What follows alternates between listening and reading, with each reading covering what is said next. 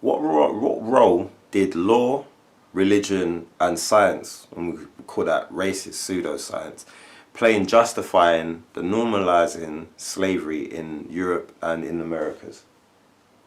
Man, the laws were actually mad. I mean, there's so much of that in regards to the black codes, the slave codes, Jim Crow law. You know, all these things were implemented to keep black people in a certain state with no freedoms, really. So across the Caribbean, you had the slave codes. In America, you had the Jim Crow law and segregation.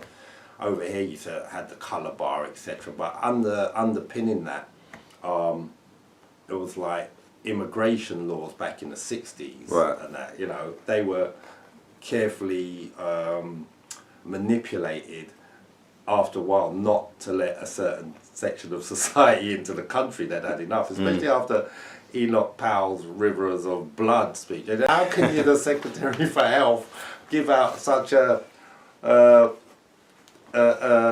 speech of maybe inciting racial disturbance? You know what I mean? To a certain, you're the head of, you know, the Secretary of Health. So there were laws that were underpinning not allowing black people to come into the country, or black people not to vote in America, or a lot of different laws that really stopped black people accessing certain things or having certain freedoms.